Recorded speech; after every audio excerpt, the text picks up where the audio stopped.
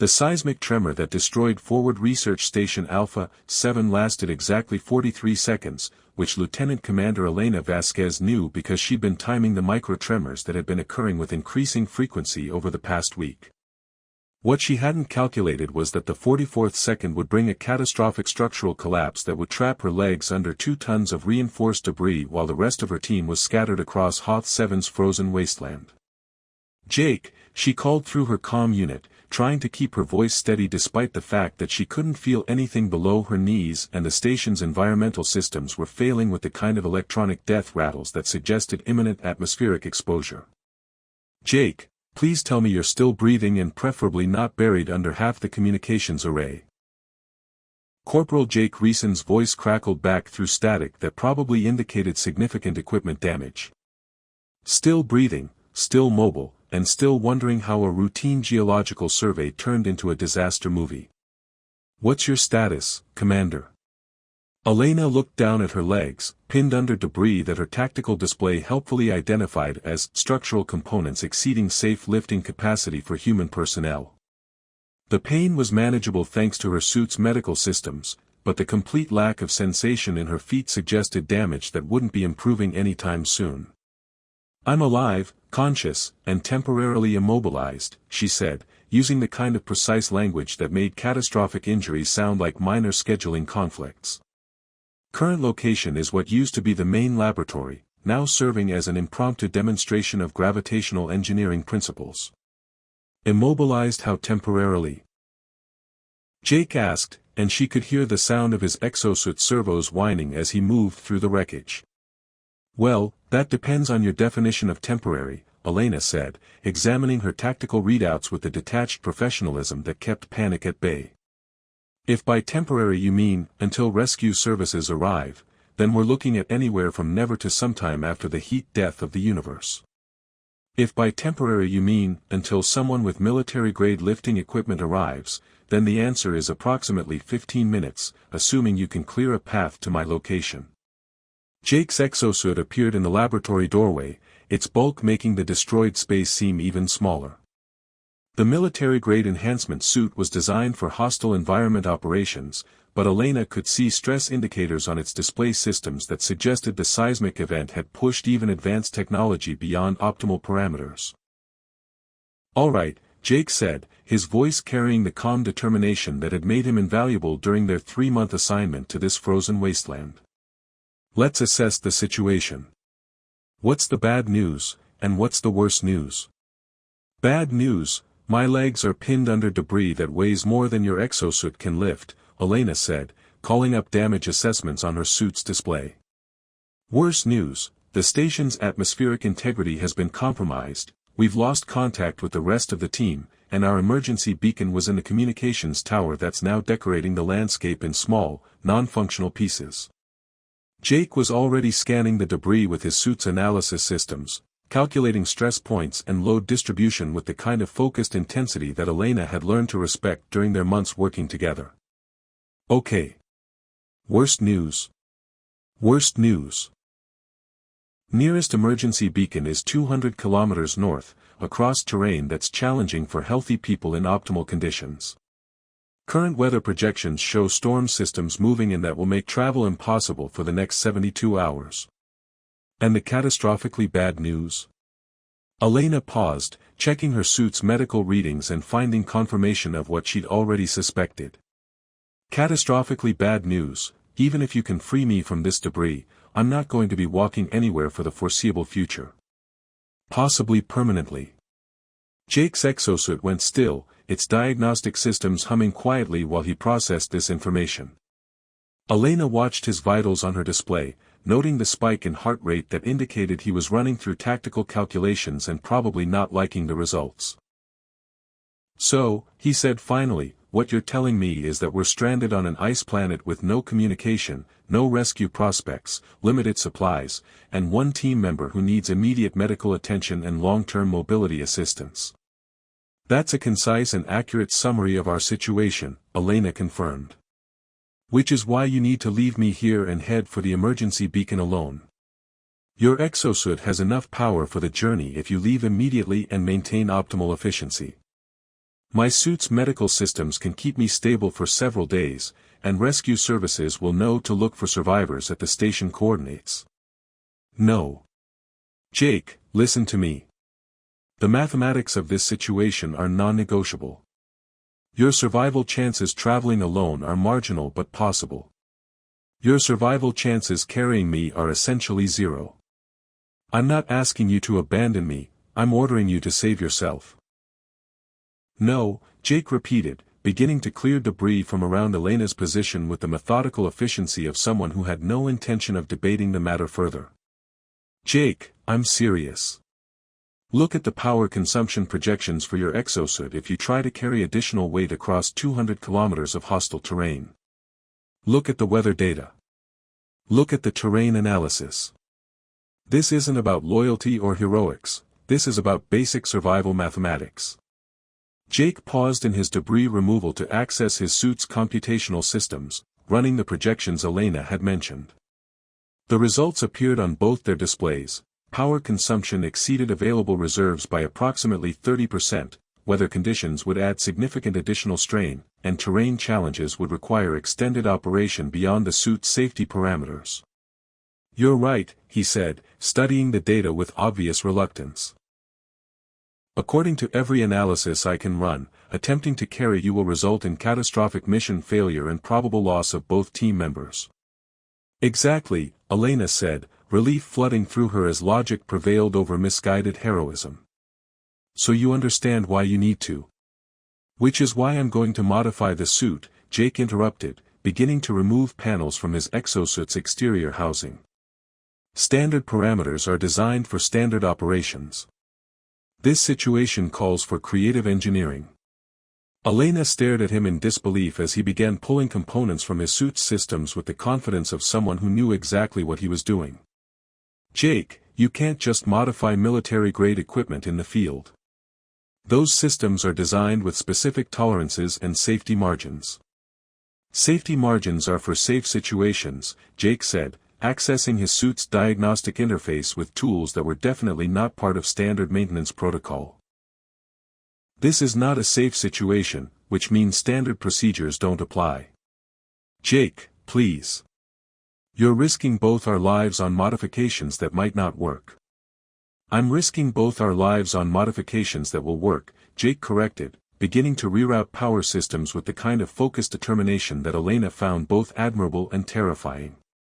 Because the alternative is leaving you here to die alone, and that's not happening. Elena watched him work, noting the growing list of safety warnings that his suit's AI was generating in response to his modifications. Your suit is having a mechanical nervous breakdown. Look at those error messages. Warning, operator is attempting modifications outside approved parameters, Jake read from his display. Please consult technical manual before proceeding. Yeah, well, my technical manual doesn't have a chapter on how to carry your injured commanding officer across a frozen wasteland while maintaining optimal power efficiency. Jake. Elena, Jake said, looking up from his modifications to meet her eyes through their helmet displays, in 3 months of working together, have I ever failed to solve an engineering problem that you've presented to me? No, but... Have I ever attempted a modification that I wasn't confident would work? No, but this is different. This is exactly the same, Jake said firmly. You present me with an impossible technical challenge, I find a way to make it possible. The only difference is that this time, the stakes are higher. Elena fell silent, watching Jake work with growing awareness that he wasn't just modifying his exosuit, he was fundamentally rejecting the survival calculus that treated her life as an acceptable loss.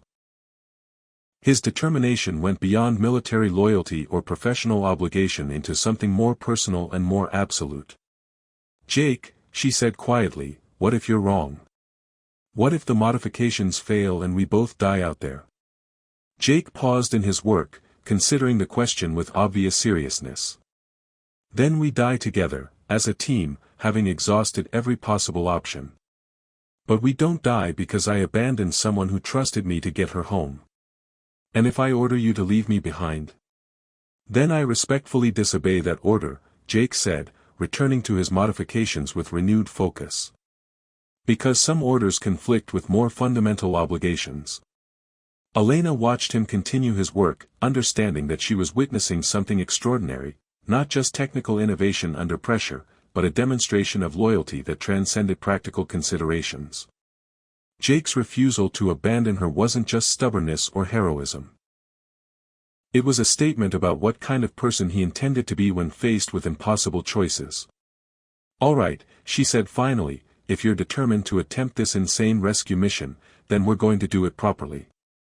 Transfer me your suit's technical specifications, and I'll help you optimize the modifications." Jake looked up with surprise that quickly gave way to the kind of smile that made Elena remember why she'd requested him for this assignment. "Now you're talking like my commanding officer." "Don't get excited," Elena warned, calling up her suit's analysis systems.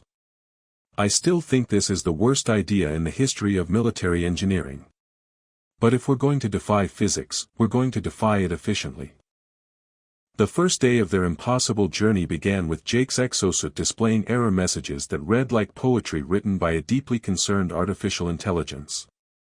"Warning: current configuration exceeds recommended safety parameters by 847%, scrolled across his display in urgent red text, followed by, "Operator appears to be attempting theoretical engineering. Please reconsider." "I love how your suit has developed a personality," Elena said from her position strapped to Jake's back in a harness system that combined salvaged cargo restraints, emergency medical support gear, and what could charitably be described as optimistic engineering. "It's like having a mechanical therapist providing running commentary on our life choices."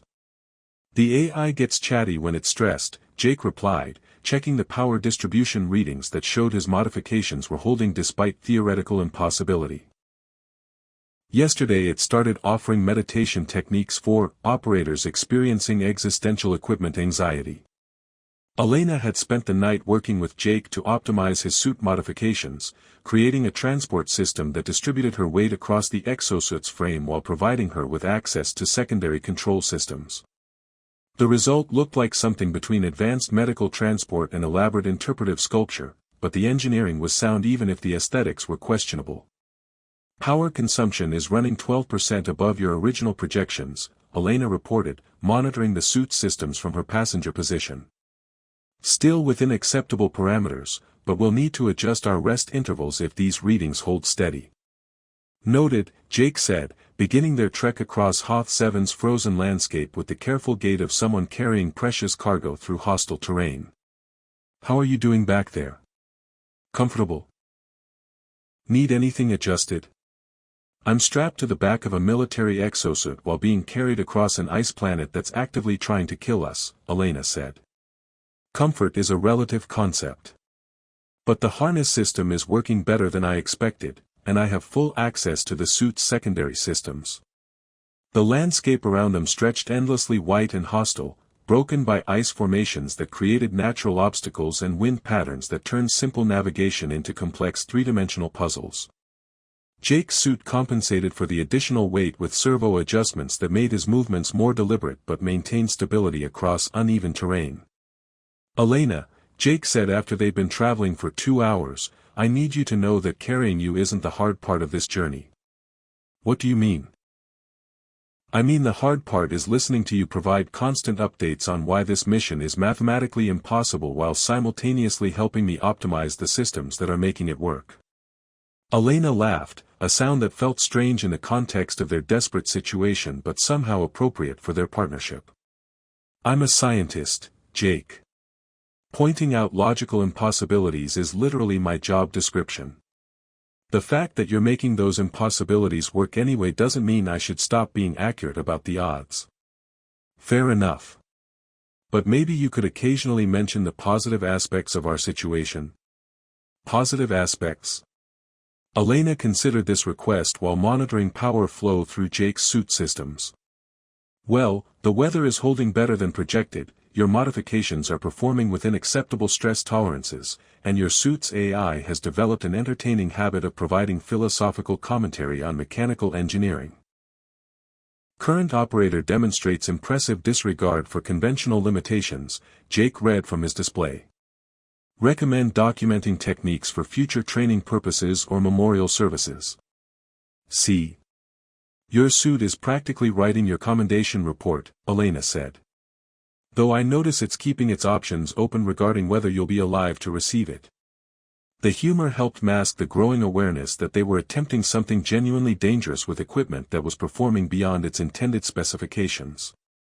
Jake's exosuit was designed for hostile environment operations, but carrying a passenger across 200 kilometers of ice while maintaining life support for 2 people pushed every system beyond safe operational limits. Jake, Elena said during their second rest stop, watching him check joints and servos that were showing signs of accelerated wear, I want you to know that if something goes wrong, if the suit fails or the weather turns or we run into complications we can't handle. We'll handle it, Jake interrupted. Whatever comes up, we'll figure it out. That's what we do. But if we can't? Elena, Jake said, turning to face her as much as the suit's configuration allowed, 3 months ago when you requested me for this assignment, what did you tell me the mission parameters were? Extended research deployment in hostile environment conditions with high probability of equipment failure and personnel challenges, Elena recited. And what did I tell you when you asked if I was prepared for those conditions? Elena smiled, remembering their initial briefing conversation. You said that preparing for equipment failure was standard procedure, but preparing for personnel challenges was just called being a decent human being. Exactly. And decent human beings don't abandon their team members when things get difficult. The afternoon brought their first serious technical challenge when Jake's left knee actuator began showing stress fractures that threatened to compromise their mobility. Elena guided him through field repairs that required creativity, precision, and a willingness to use components in ways their designers had never intended. Reroute secondary power through the backup stabilization system, Elena instructed, watching stress readings on her displays. It's not optimal, but it should distribute the load more evenly. Done, Jake said, feeling the suit's gait adjust as systems compensated for the modified power distribution. Anything else? Yeah, Elena said, noting how naturally they'd fallen into collaborative problem-solving despite the unusual circumstances. Thank you. For what? For refusing to listen to logic when logic would have meant leaving me behind. For modifying your equipment based on faith that we could make impossible engineering work. For carrying me across a frozen wasteland because you believe some things are more important than survival mathematics. Jake was quiet for several steps, the sound of his suit's servos providing mechanical rhythm to their progress across the ice. Elena? Yeah. You don't have to thank me for doing what any decent partner would do. But you should know that having you here, helping optimize the systems and solve problems as they come up, it's making this mission possible in ways I couldn't have managed alone. Even though I'm dead weight slowing you down. You're not dead weight, Jake said firmly. You're my co-pilot. And this mission works because we're doing it together. Elena felt something shift in her understanding of their situation. She'd spent the day thinking of herself as a burden that Jake was heroically accepting, but his perspective suggested something different, a partnership where her contributions were meaningful rather than just compensatory.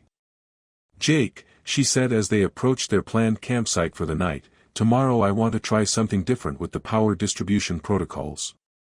I think I can improve our efficiency by 15%. What did you have in mind? Cross-linking my suit's power systems with yours to create a dual-processor configuration. It's risky, but it might give us the extra performance margin we need for the more challenging terrain ahead. Risky how?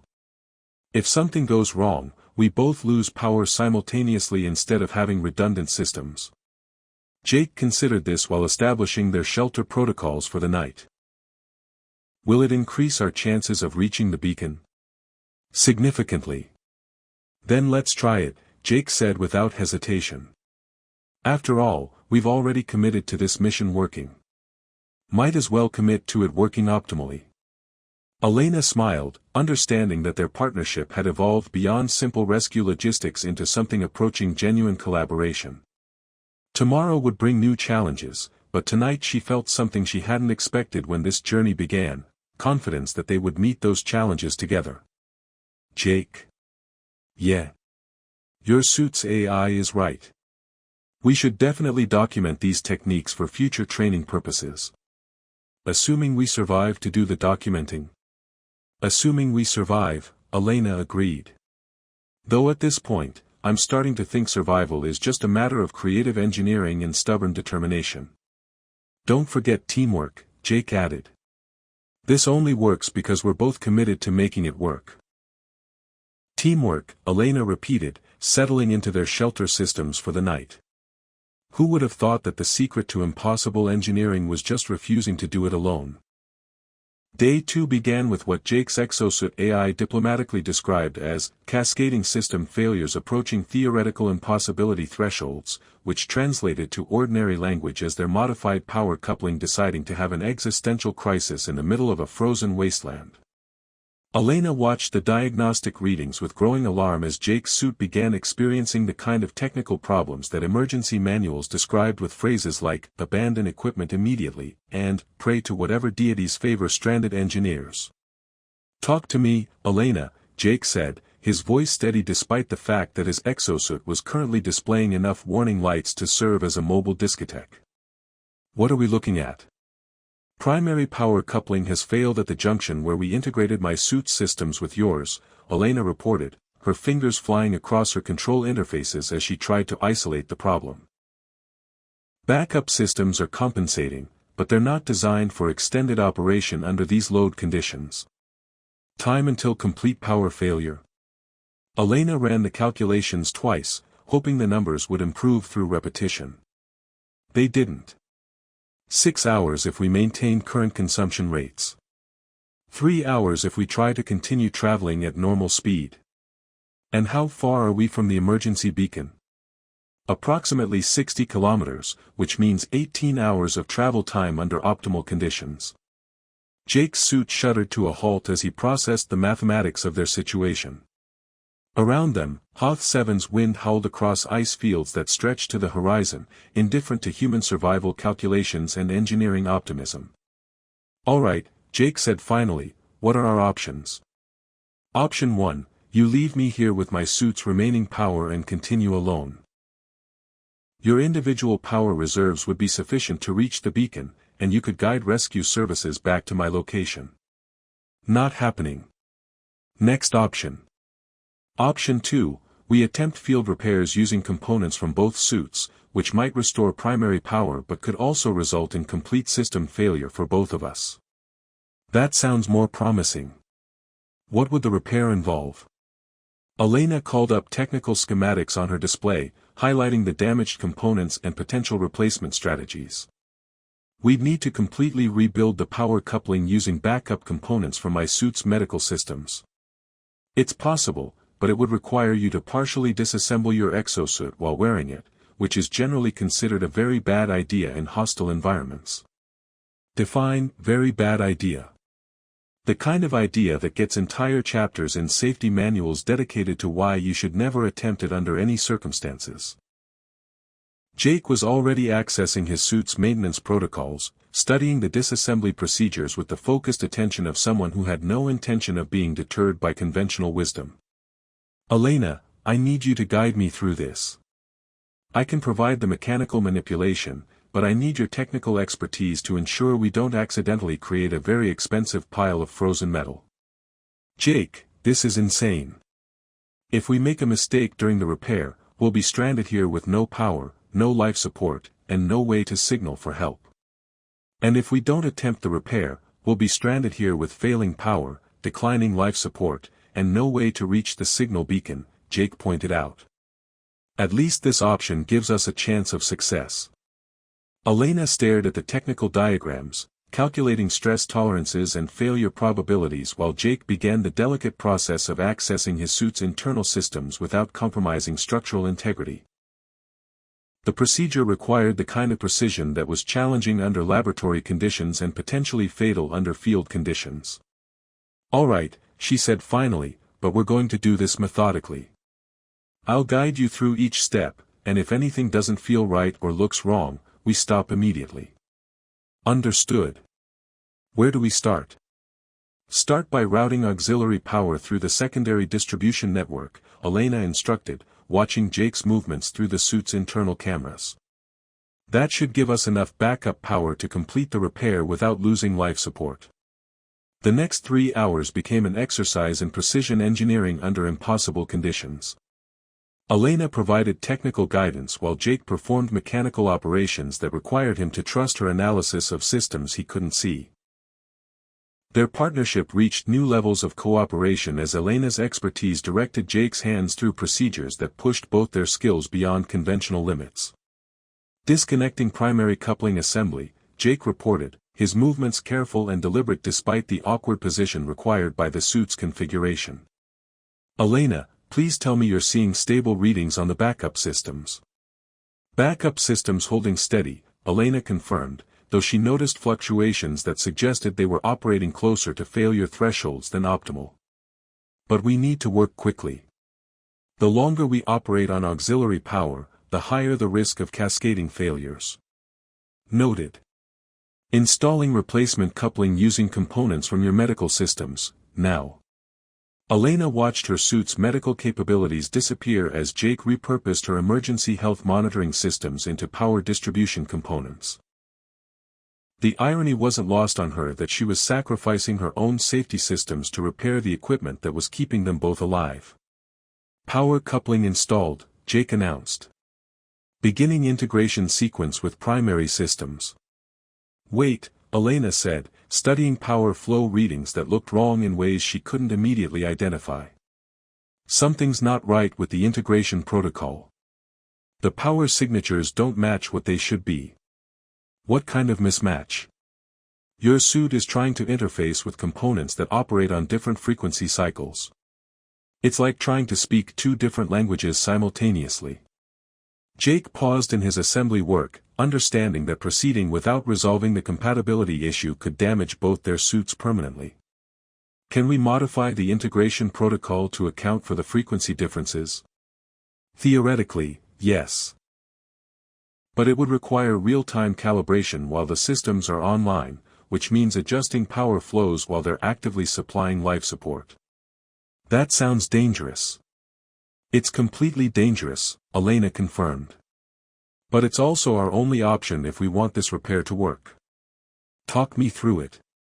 Elena began the most complex technical procedure of her career, guiding Jake through power system modifications that required them to essentially rebuild their life support systems while depending on them for survival. Her instructions had to be precise, clear, and delivered quickly enough to prevent system failures while being comprehensive enough to prevent mistakes. Adjust frequency modulation to match harmonic resonance, she instructed, watching power readings fluctuate wildly as Jake made micro-adjustments to sensitive systems. Hold it steady, steady. Now lock in the calibration. Jake's exosuit hummed with renewed power as the modified systems achieved stable integration.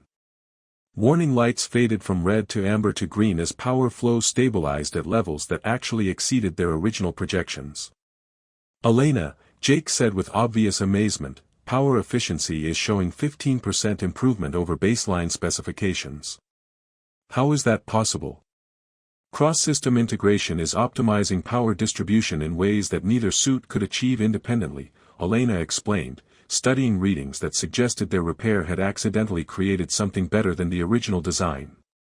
We've essentially created a hybrid system that combines the best features of both suits. So our desperate field repair accidentally improved the equipment? Sometimes the best engineering happens when you don't have time to worry about why something shouldn't work, Elena said, settling back into her harness as Jake prepared to resume their journey. Though I should mention that what we just accomplished will probably require several technical papers to explain properly. Assuming we survive to write them.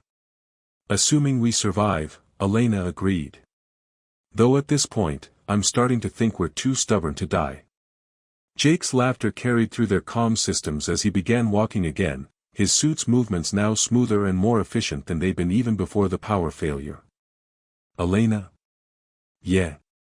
Next time someone tells me that field modifications are too dangerous to attempt, I'm going to use this mission as a counterargument.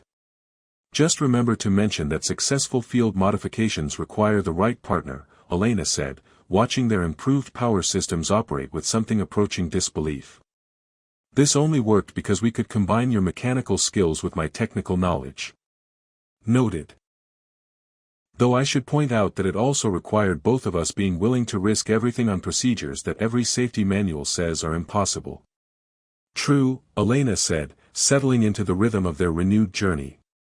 But sometimes impossible is just another word for, nobody's been desperate enough to try it yet. As they continued across Hoth 7's frozen landscape, Elena realized that their repair had done more than restore their equipment. It had demonstrated that their partnership could create solutions that neither of them could have achieved alone. Tomorrow would bring new challenges, but tonight she felt something approaching confidence that they could handle whatever the universe decided to throw at them next. After all, they'd just successfully performed impossible engineering while strapped to each other's backs in a frozen wasteland. Compared to that, reaching an emergency beacon seemed almost manageable. The third day brought them within sight of the emergency beacon just as Hoth 7 decided to demonstrate why it was classified as a hostile environment by unleashing a storm system that transformed the landscape into a swirling nightmare of ice, wind, and visibility that measured in meters rather than kilometers. Elena watched their destination disappear behind walls of driving snow while Jake's Exosuit AI began providing weather updates that sounded like disaster movie dialogue. Storm intensity approaching survival threshold parameters, the AI announced with digital cheerfulness that seemed inappropriate given the circumstances. Recommend immediate shelter seeking or accelerated travel to destination. Our two options are hunker down and wait for the storm to pass, or make a final push for the beacon through conditions that could kill us, Jake summarized, his voice steady despite wind speeds that were making his exosuit work harder to maintain stability. Weather analysis suggests the storm will last 18 to 24 hours, Elena reported, consulting atmospheric data that painted an increasingly grim picture. But our power reserves won't last that long if we try to maintain full life support in shelter mode. So we make the push. Elena studied their position relative to the beacon, calculating distances against power consumption rates and storm intensity projections.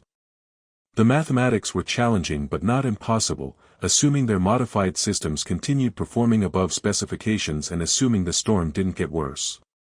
It's risky, she said finally, but staying here is riskier. We've got maybe 6 kilometers to go, and our power systems are running better than they should be. If we move fast and don't encounter any major obstacles, then we make it, Jake finished. And if we encounter major obstacles, then we solve them the same way we've solved everything else on this journey. By refusing to accept that they're unsolvable. Jake began the final approach to the beacon, his movements more deliberate as the storm made each step a calculated decision between speed and safety. Elena found herself serving as navigator, weather analyst, and technical support specialist while strapped to his back, their partnership having evolved into something that felt like piloting a human-machine hybrid system. Visibility dropping to less than 10 meters, Elena reported, watching their navigation system struggle with the storm's electromagnetic interference. I'm switching to terrain analysis based on ground-penetrating radar. Bear left about 15 degrees, there's a crevasse system ahead that we need to avoid. Bearing left 15 degrees, Jake confirmed, trusting her guidance even though he couldn't see the terrain features she was describing. How are the power systems holding up? Better than they should be, but showing signs of increased strain. The storm is forcing your suit to work harder to maintain stability and warmth. We need to reach the beacon within the next hour, or we'll be operating on emergency reserves. The storm intensified as they approached their destination, turning their final approach into a race against weather systems that seemed personally determined to prevent their survival. Elena managed power distribution while Jake focused entirely on maintaining forward progress through conditions that would have been dangerous even for a fully functional exosuit operating under optimal parameters. Jake, Elena said, watching power readings that were approaching critical thresholds faster than her projections had suggested, we're going to have to choose between maintaining full life support and maintaining suit mobility. I can optimize for one or the other, but not both. What's the difference in our arrival times? Full life support means we reach the beacon in 40 minutes, assuming the suit doesn't fail completely. Reduced life support means we reach it in 20 minutes, but we'll be operating without backup systems. Jake was quiet for several steps, calculating risks while fighting wind that threatened to knock him off course. Elena, what's your professional recommendation? Reduced life support, Elena said without hesitation. We've proven that our partnership can handle equipment failures and technical problems.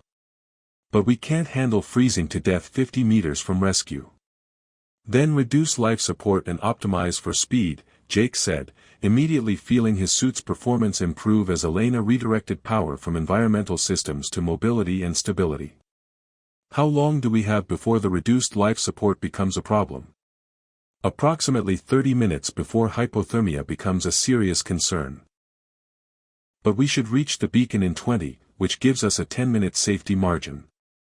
The final 20 minutes became the most intense period of their 3-day journey as Jake pushed his modified exosuit to absolute performance limits while Elena managed system optimization in real time.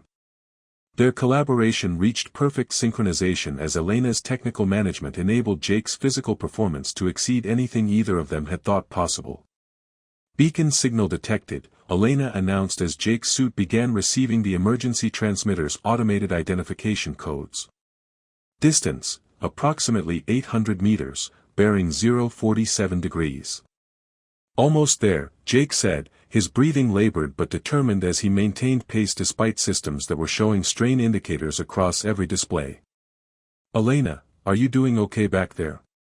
Life support readings are getting concerning. I'm fine, Elena lied, noting that her suit's environmental systems were struggling to maintain adequate warmth and oxygen levels. Focus on reaching the beacon.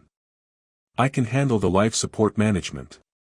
Jake's exosuit crested a small ridge, and through the storm they could see the beacon's emergency lighting system strobing through the snow. The sight of their destination provided a surge of energy that carried them through the final approach, but also revealed the cruel irony of their situation. Jake's suit failed completely just as they reached the beacon's emergency shelter. Primary power systems offline, Elena reported as Jake's exosuit seized up completely, its servos locking and its displays going dark. We're running on emergency backup power only. They were close enough to touch the beacon's control panel, but Jake's suit had become an immobile monument to engineering ambition rather than functional equipment. Elena found herself laughing at the absurdity of their situation. They'd carried each other across 200 kilometers of hostile terrain only to be stopped by the final 50 meters. Well, Jake said, studying his suit's complete system failure with remarkable calm, I guess we're walking the rest of the way. Jake, your suit weighs more than you do. If the power systems are completely dead, you can't move in it. Then I get out of the suit and carry you the rest of the way, Jake said, beginning the emergency release sequence that would free him from the immobilized exosuit. Jake, no. Without the suit's environmental protection, you'll freeze to death before we reach the shelter.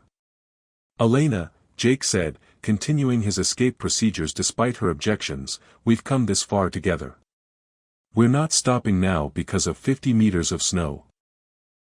The emergency release systems worked despite the power failure, freeing Jake from his exosuit's embrace and immediately exposing him to environmental conditions that would kill him within minutes. Elena felt him lift her from the harness system with strength that came from determination rather than mechanical assistance. This is insane, Elena said as Jake began carrying her through the storm toward the beacon's shelter. You can't carry me 50 meters in these conditions without environmental protection. Watch me, Jake said through chattering teeth, his pace steady despite the obvious strain of carrying her weight while fighting wind and cold that threatened to overwhelm his unprotected body. The final approach became a testament to human determination over environmental hostility. Jake carried Elena through conditions that should have been impossible to survive, driven by loyalty that transcended practical limitations and partnership that had been forged through 3 days of shared challenges. They reached the beacon's emergency shelter with Jake's core temperature dropping to dangerous levels and Elena's guilt at being carried to safety warring with gratitude that defied expression. The shelter's automated systems activated as they crossed the threshold, providing warmth, breathable atmosphere, and communication systems that immediately began broadcasting their rescue signal. Emergency beacon activated, Elena reported as Jake collapsed beside her, exhaustion and hypothermia finally claiming the strength that had carried them both to safety. Rescue services have our location and will arrive within 12 hours. We made it, Jake said, his voice weak but satisfied as the shelter's heating systems began restoring his core temperature. You made it, Elena corrected. You carried me for 3 days through impossible conditions because you refused to accept that some people are worth abandoning. We made it, Jake repeated firmly. This worked because we did it together.